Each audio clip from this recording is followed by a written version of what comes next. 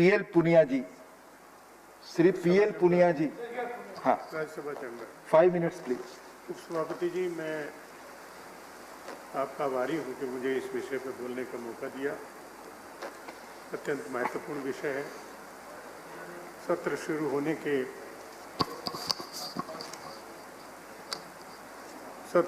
के दूसरे ही दिन माननीय मंत्री जी ने बहुत विस्तृत 11 पेज का एक स्टेटमेंट भी जारी किया था और इस विषय पे अलग से भी 4 घंटे की चर्चा हुई। सबने अपनी अपनी बातें रखी हैं। ये ऑर्डिनेंस हुआ, फिर संशोधन बिल है, बहुत महत्वपूर्ण है और विशेष रूप से कोरोना वॉरियर्स का मनोबल बढ़ाने के लिए अगर उनके ऊपर हमला होता है तो दोषी व्यक्तियों को दंडित करने के लिए, अगर उनकी संपत्ति के ऊपर नुकसान पहुंचाया जाता है तो मार्केट रेट का डबल कंपनसेशन के रूप में दिलाने का भी प्राविधान किया है। मैं समझता हूं कि ये सब उनके मनोबल को बढ़ाने के लिए बहुत अनिवार्य था। कड़ा कानून तो बन गया और डॉक्टर्स और नर्सिस के ऊपर हेलीकॉप्टर से फूल भी बरसाए गए मनोबल बढ़ाने के लिए।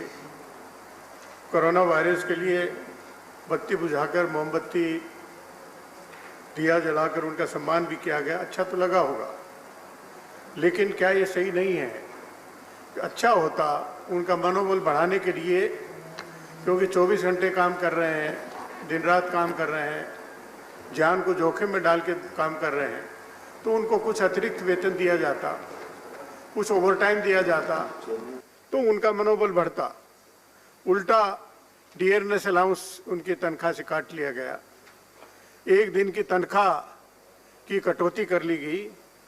दिल्ली में तो डॉक्टर्स की 3 महीने की तनख्वाह उनको समय पर नहीं मिली, तो इससे मनोबल तो नहीं बढ़ता। आईएमए की एक रिपोर्ट आई जिसमें उन्होंने लिखा कि 382 डॉक्टर्स की कोरोना से डेथ हुई है।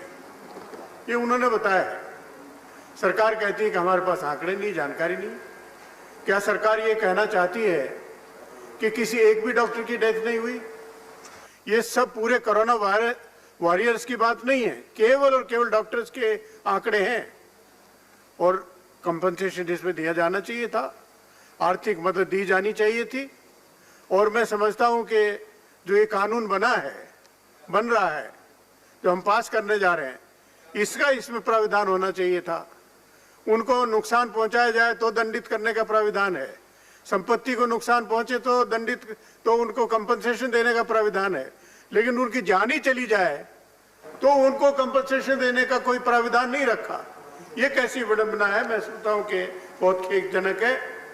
मैं ये भी कहना चाहूंगा कि जो लॉकडाउन डिक्लेयर किया गया बगैर सोचे समझे किया गया है। ये नहीं देखा गया कि इसका क्या प्रभाव होगा। लॉकडाउन में सभी इंडस्ट्री, सभी व्यवसाय बंद करने के आदेश थे। जाहिर है कि मजदूरों को छुट्टी कर दी गई और जो मकान मालिक थे, किराया ना मिलने की वजह से उन्होंने कहा खाली कर दीजिए। तो कहाँ जाएंगे? क्या सरकार ने इसका अनुमान नहीं लगाना चाहिए था कि उनको अब उनके घर भेजने के लिए या और कोई व्यवस्था करने के लिए कुछ सोचना पड़ेगा? यहाँ कहा गया कि प्रधानमंत्री जी ने 15 बार चीफ मिनिस्टर से वीडियो कॉन्फ्रेंसिंग की। मैं पूछना चाहता हूं कि लॉकडाउन डिक्लेयर करने से पहले किससे चर्चा की?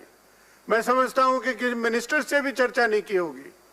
उन्होंने होना चाहिए था चीफ मिनिस्टर से चर्चा करते, सभी राजनीतिक दलों को बुला के उनसे चर्चा करते, लेकिन ऐसा नहीं। यहाँ तो चलन ही दूसरा है।